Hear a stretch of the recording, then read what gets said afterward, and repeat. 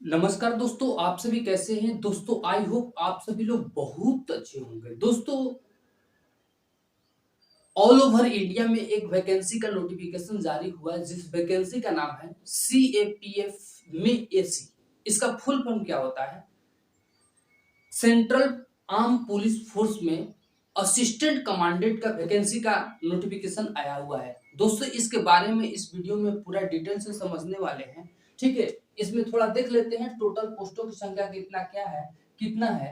और इसी पोस्ट में आपका बीएसएफ का भी पोस्ट है, सीआरपीएफ का भी पोस्ट है, सीआईएसएफ का भी पोस्ट है, आईटीबीपी का भी पोस्ट है और एसएसबी का पोस्ट है। ठीक है, इसको डिटेल से देखेंगे कि अप्लाई डेट क्या होगा, फी कितना होगा, करेक्शन आप अगर फॉर्म भरते समय गलत किए होंगे तो इसका करेक्शन कितना दिनों में करना होगा, कब डेट इसका होगा, एज लिमिट क्या होगा। ठीक है, यहाँ से देख लेंगे कि एग्जाम डेट भी ये निकल कर आ गया है, कब एग्जाम होगा। ठीक है, मैं आपको हवा में बात नहीं कर रहा हूँ, ये आपको नोटिफिकेशन आया था तो मैंने सोचा कि आपको बता दूं। ठीक है, तो यहाँ से एग्जाम कैसे होगा, ऑफलाइन होगा कि ऑनलाइन होगा। ठीक है, यहाँ फिजिकल की बात करेंगे, यहाँ सिलेबस जो पेपर 1 पेपर 2 और पेपर 3 वाला है ना, उसकी भी बात करेंगे। ठीक है, अब चलते हैं वीडियो को स्टार्ट करते हैं। दोस्तों ये आर्म पुलिस फोर्स में असिस्टेंट कमांडेंट जो होता है थोड़ा हाई लेवल का जॉब होता है। ठीक है, थोड़ा इसमें मेहनत करना पड़ेगा, इसके बाद आपका सिलेक्शन होगा। ठीक है,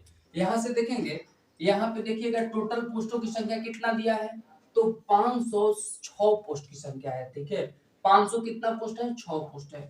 इसी पोस्ट में आपका बीएसएफ का जो है ना कितना दिया है, 186 पोस्ट दिया है।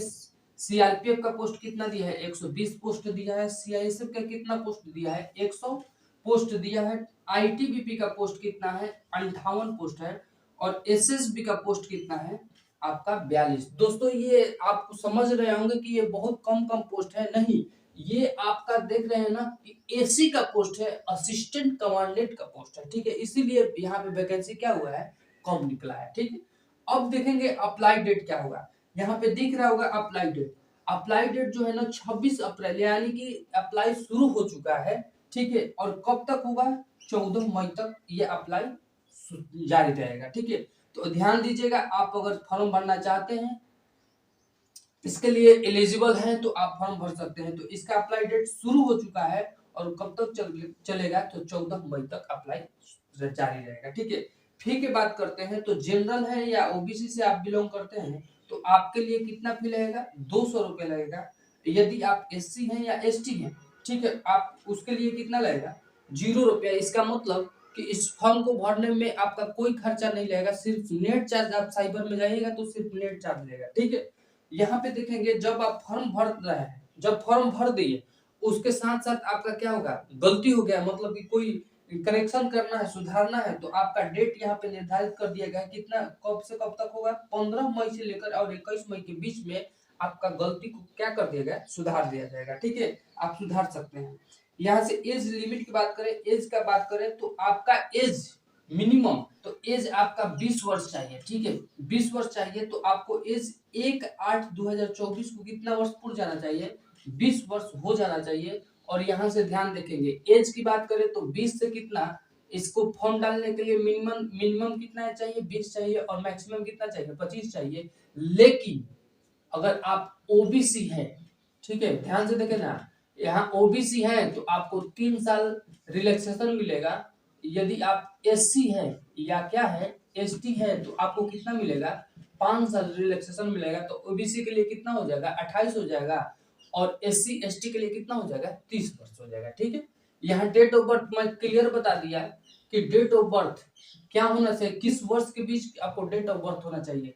तो देखिए 2 अगस्त, जिस स्टूडेंट का 2 अगस्त 1999 डेट ऑफ बर्थ है, या इसके बाद है, इसके पहले वाले नहीं, इसके बाद 2 अगस्त 1999 से लेकर 1 अगस्त 2024 तक जिनका डेट ऑफ बर्थ है, समझिए ये फॉर्म क्या कर सकते हैं, डाल सकते हैं। ठीक है, और यही बात रहा ओबीसी के लिए, तो 3 साल रिलैक्सेशन मिलेगा ना जी। तो ये डेटवा घट के कितना होगा, मतलब 2 अगस्त 1996 भी रहेगा ओबीसी वाले, एससी एसटी, सॉरी ओबीसी वाले लोग को ना, तो वो फॉर्म डाल सकता है क्योंकि उनका रिलैक्सेशन मिल रहा है। मैक्सिमम एज तो रहेगा, तो मैक्सिमम में कितना रहना चाहिए, वही रहना चाहिए। ठीक है, अगर SC ST हैं तो उनको क्या करना है, 99 से 5 वर्ष घटा दीजिएगा तो कितना होना चाहिए, 2 अगस्त 1994 होना चाहिए। ये सब जानकारी हो गया। आप समझ रहे होंगे कि इसका एग्जाम जो होगा वो कैसे होगा। ठीक है, इसका एग्जाम जो होगा ये ऑफलाइन मोड में होगा। कैसे होगा भाई, ऑनलाइन नहीं होगा, CBT तरह नहीं होगा, इसका ऑफलाइन मोड में एग्जाम होगा। ठीक है, एग्जाम डेट भी क्लियर हो गया। तो एग्जाम कब होगा इसका, जो 4 अगस्त को इसका एग्जाम होने वाला है, 4 अगस्त 2024 को। तो ध्यान से रखिएगा, यहाँ पे अभी कब कब कितना हो रहा है, अप्रैल चल रहा है ना, अप्रैल समझिए कि समाप्त हो गया, मई चल रहा चलेगा, जून चलेगा, अगस्त, जुलाई चलेगा और अगस्त, मतलब कि मिनिमम आपका 3 महीना आपका एकदम भरपूर समय मिलेगा। तो इस पोस्ट के लिए आप अगर अवेलेबल है तो आप 4 अगस्त को आप एग्जाम डेट दे सकते हैं। ठीक है, आगे चलते हैं, मैं पेपर की बात करता हूँ। पेपर छोड़ दीजिए, पहले आप फिजिकल की बात करते हैं। फिजिकल में क्या होता है, ध्यान से देखना है। फिजिकल यहाँ पे है, यहाँ मेल है, यहाँ पे फीमेल है। ठीक है, ध्यान देना है कि हाइट की बात करें, फिजिकल में पहले हाइट होगा, तो मेल के लिए कितना होना चाहिए, फीमेल के लिए कितना होना चाहिए। तो हाइट की बात करें तो मेल कितना होना चाहिए हाइट में, तो 165 सेंटीमीटर क्या होना चाहिए, मेल के लिए हाइट होना चाहिए। मेल कितना हाइट होना चाहिए, 165 सेंटीमीटर। ठीक, अब फीमेल के कितना होना चाहिए, 157 सेंटीमीटर। ठीक है, चेस्ट की बात करें तो चेस्ट मेल के लिए कितना होना चाहिए, 81 से 86। ठीक है, 81 से कितना होना चाहिए, 86। कहने का मतलब 81 मिनिमम होना चाहिए, और फुलाकर फुलाकर मतलब नहीं होता है ऐसे फुलाते हैं, तो उनका कितना होना चाहिए, वहां तक जाना चाहिए, 86 तक जाना चाहिए। ठीक है, तो 81 मिनिमम होना चाहिए और फुलाकर कितना, 86 जाना चाहिए। ठीक है, और कोई फीमेल का चेस्ट वगैरह नहीं होगा। ठीक है, यहाँ पे 2 दौड़ होगा। ठीक है, फिजिकल में 2 दौड़, पहला 100 मीटर का दौड़ होगा, इसके बाद 800 मीटर का दौड़ होगा। तो 100 मीटर के दौड़ में मेल के लिए कितना सेकंड चाहिए, 16 सेकंड में ये मेल को वहां तक पहुंच जाना चाहिए, और फीमेल को कितना समय मिल रहा है, 18 सेकंड। कहने का मतलब कि फीमेल का हमेशा दर्जा क्या होता है, ऊंचा होता है, इसीलिए यहाँ भी क्या हो रहा है, फीमेल का 16 से 18 सेकंड कर दिया गया है। दूसरा दौड़ जो होगा वो 800 मीटर का होगा, और दूसरा में दौड़ में क्या होना चाहिए, 800 मीटर में। तो मेल के लिए कितना समय मिलेगा, 3 मिनट 45 सेकंड। ठीक है, 3 मिनट कितना मिलेगा, 45 सेकंड, और फीमेल के लिए कितना मिलेगा, 4 मिनट 45 सेकंड। इसका मतलब कि यहाँ भी 1 मिनट क्या हो रहा है, उनको रिलैक्सेशन मिल रहा है। यहाँ से बात करें फिर लॉन्ग जंप।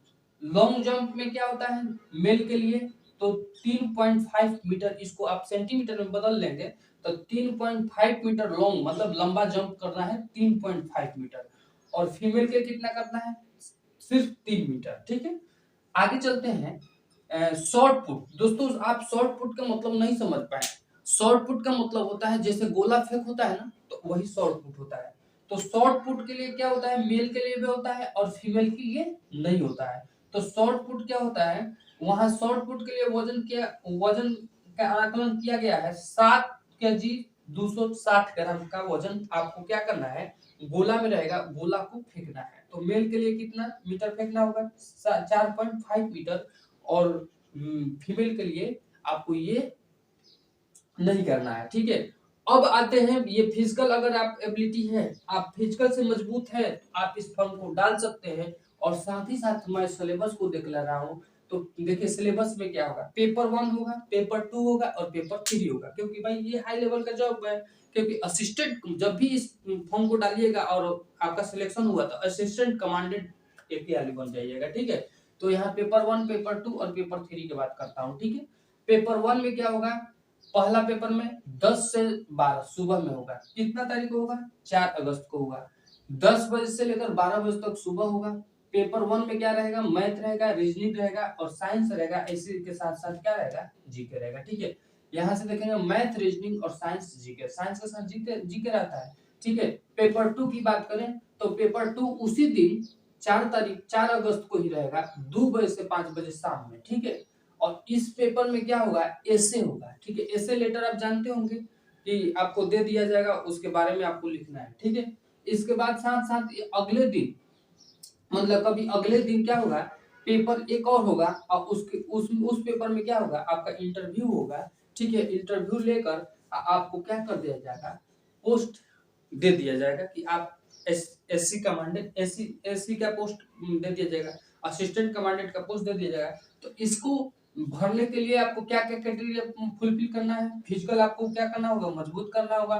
इसके साथ साथ सिलेबस की बात करें तो 3 गो यहाँ पे पेपर है ना, पेपर 1, पेपर 2 और पेपर 3। तो इसको ध्यान में रखकर आप लोग पढ़ाई कीजिएगा ताकि आप लोग असिस्टेंट कमांडेंट बन जाए। तो अगले वीडियो में हम अगले न्यू वैकेंसी की बात करेंगे। तो आप